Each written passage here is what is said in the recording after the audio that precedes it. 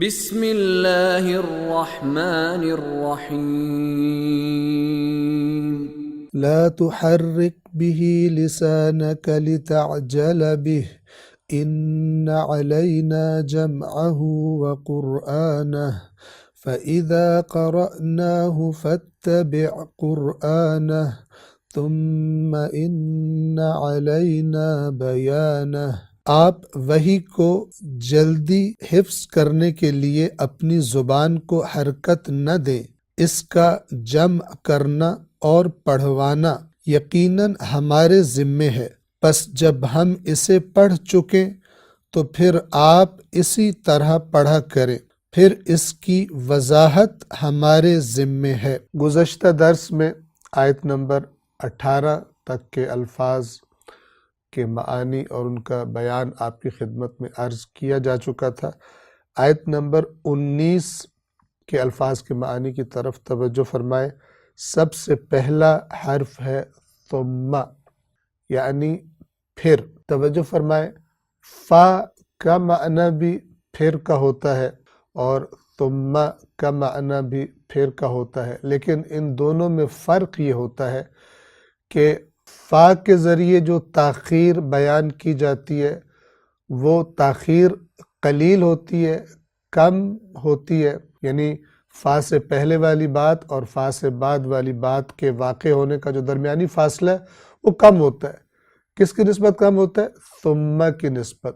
ثم کہ جس کا ترجمہ ہم اردو میں پھر ہی کرتے ہیں، عربی زبان میں ثم یہ بتاتا ہے کہ جو فا کے اندر جو تاخیر پائی جاتی تھی، فا سے پہلی والی بات اور فا سے بعد والی بات، ان کے آپس میں جو فاصلہ پایا جاتا ہے وہ کم ہے، اور ثم سے پہلے واقع ہوئی بات اور ثم کے بعد واقع ہونے والی بات کے درمیان کا جو فاصلہ ہے وہ نسبتاً فا کی نسبت زیادہ ہے۔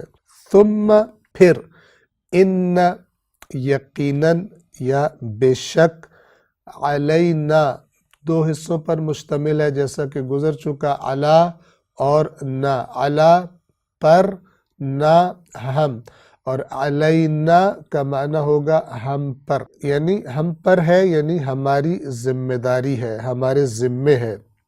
بیانہ جو وقف کرنے کی وجہ سے بیانہ پڑھا جائے گا، دو حصوں پر مشتمل ہے، بیان اور ہا۔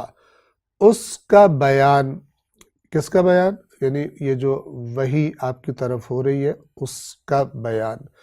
لفظ بیان با، یا اور نون اس کے بنیادی حروف ہیں، اور اس کا جو اصل معنی ہے وہ یہ کسی چیز کا بیان ہو جانا، یعنی اس چیز کا اس طرح واضح ہو جانا کہ وہ باقی چیزوں سے جدا ہو جائے۔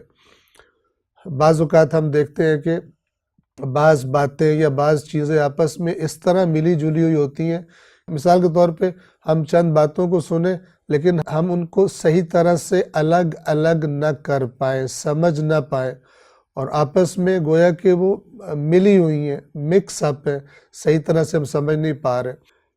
بیان ہو جانا یعنی باتوں کو اس طرح سے واضح کر دینا، الگ الگ کر دینا کہ وہ ایک دوسرے سے جدا ہو جائے، اور اسی سے ہم کہتے ہیں کہ مثلا میں نے یہ بات بیان کر دی ہے۔ اس کا مطلب کیا ہوگا عربی زبان میں بیان کا؟ یعنی میں نے اس کو واضح اور روشن کر دیا ہے۔ قرآن کریم میں اللہ تبارک و تعالی اپنی کتاب کے بارے میں فرماتا ہے ھذا بیان للناس، یہ یعنی یہ قرآن حکیم، یہ قرآن کریم بیان، یہ بیان ہے، اس کی باتیں واضح ہیں، اس کی باتیں روشن ہیں۔ کس کے لیے؟ للناس، بیان کر دی گئی ہیں لوگوں کے لیے، یعنی قرآن کریم کو جو سمجھنا چاہے، جو پڑھنا چاہے تو یہ بیان ہے، واضح ہے، مبہم باتیں نہیں ہیں اللہ کی کتاب کی۔ اور اسی با یا نون سے آیات بینات، قرآن مجید کے جملوں کو آیات کہا گیا، اور ان کی صفت کے طور پہ جو لفظ لایا گیا وہ بھی اسی با یا نون سے ہے، بیان والے لفظ سے۔ بینات یعنی واضح اور روشن جملے قرآن کے۔ اللہ تبارک و تعالی حکیم ہے۔ حکیم یعنی اس کا کوئی کام حکمت سے اور دانائی سے خالی نہیں ہوتا۔ تو اس حکیم ذات نے اپنے آخری نبی صلی اللہ علیہ وآلہ وسلم کے ذریعے سے اپنا آخری کلام قرآن کریم جس کا نام ہے وہ انسانیت کی طرف منتقل کیا اور فرمایا کہ اب قیامت تک کے لیے یہی کتاب ہے، اور اس کتاب کی آیات بینات ہیں۔ اس کتاب میں غور و فکر کی دعوت دی گئی تاکہ انسان اس قرآن مجید کی آیات میں غور و فکر کے ذریعے سے وہ راستہ جسے اللہ صراط مستقیم کہتا ہے اس صراط مستقیم کو دیکھ سکے، سمجھ سکے اور پھر اس راستے پر چل سکے۔ توجہ فرمائیں، ثم ان علینا بیانہ، پھر ہمارے ذمے ہے اس کی وضاحت اور اس کا بیان۔ ہم نے عرض کیا کہ قرآن مجید کی آیات کی اپنی صفت بھی آیات بینات ہے، یعنی واضح اور روشن آیات۔